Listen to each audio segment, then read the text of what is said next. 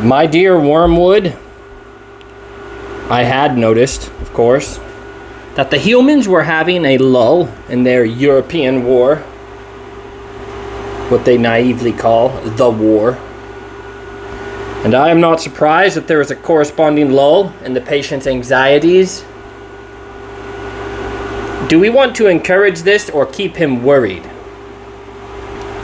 Tortured fear and stupid confidence are both desirable states of mind.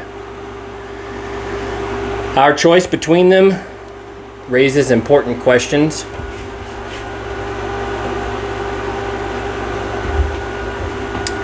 The humans live in time, but our enemy destines them to eternity.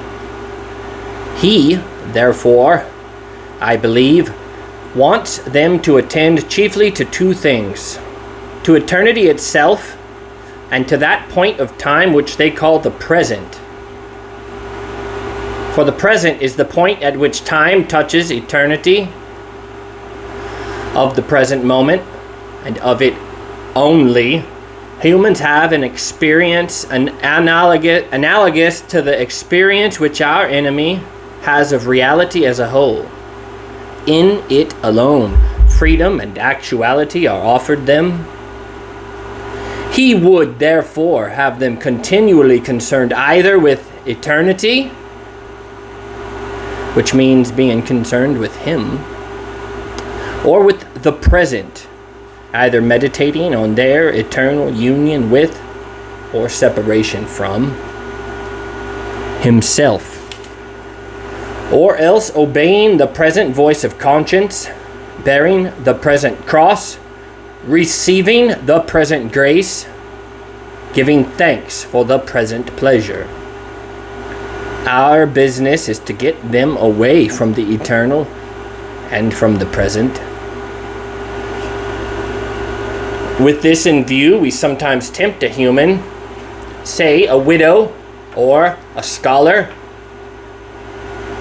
to live in the past. But this is of limited value, for they have some real knowledge of the past, and it has a determinate nature, and, to that extent, resembles eternity. It is far better to make them live in the future.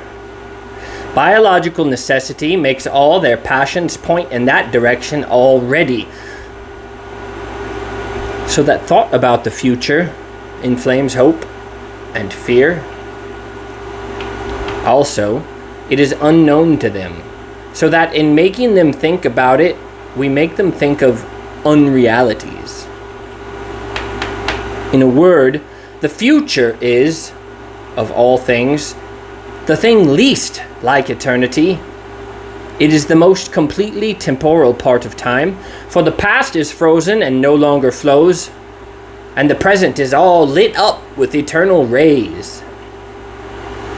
Hence the encouragement we have given to all those schemes of thought such as creative evolution, scientific humanism, or communism, which fix men's affectations on the future, on the very core of temporality.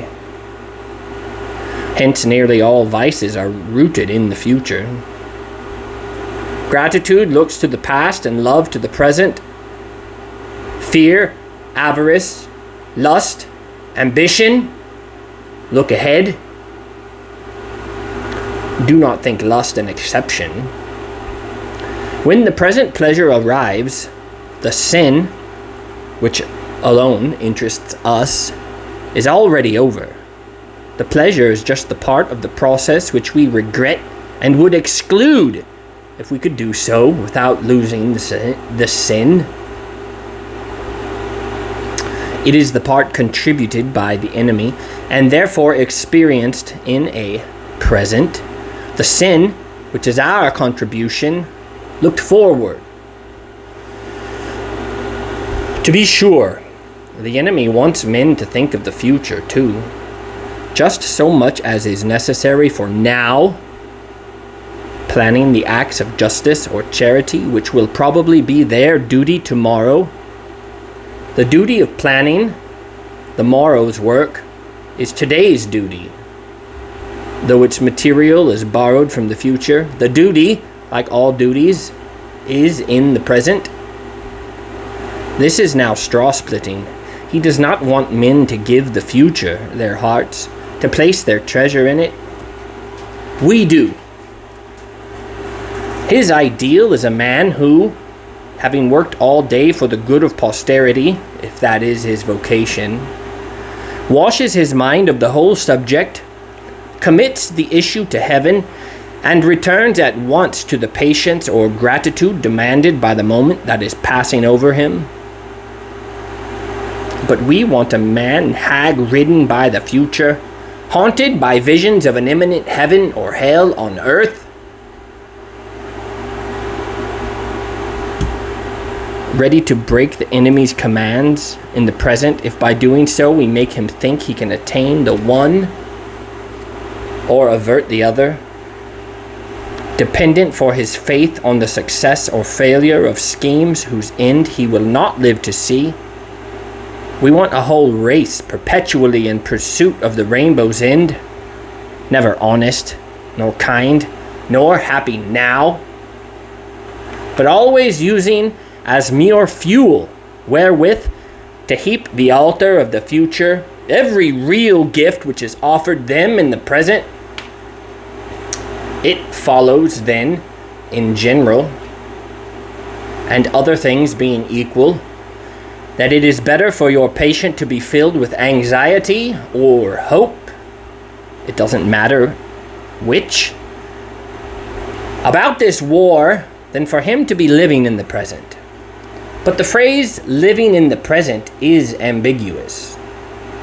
It may describe a process which is really just as much concerned with the future as anxiety itself. Your man may be untroubled about the future, not because he is concerned with the present, but because he has persuaded himself that the future is going to be agreeable. As long as that is the real cause of his tranquility will do us good. Because it is only piling up more disappointment, and therefore more impatience, for him when his false hopes are dashed. If, on the other hand, he is aware that horrors may be in store for him, and is praying for the virtues wherewith to meet them, and meanwhile concerning himself with the present, because there, and there alone, all duty, all grace, all knowledge, and all pleasures dwell, his state is very undesirable and should be attacked at once. Here again, our philological arm has done good work. Try the word complacency on him. But of course, it is most likely that he is living in the present, for none of these reasons, but simply because his health is good and he is enjoying his work. The phenomenon would then be merely natural. All the same, I would break it up if I were you. No natural phenomenon is really in our favor. And anyway, why should the creature be happy? Your affectionate uncle, Screwtape,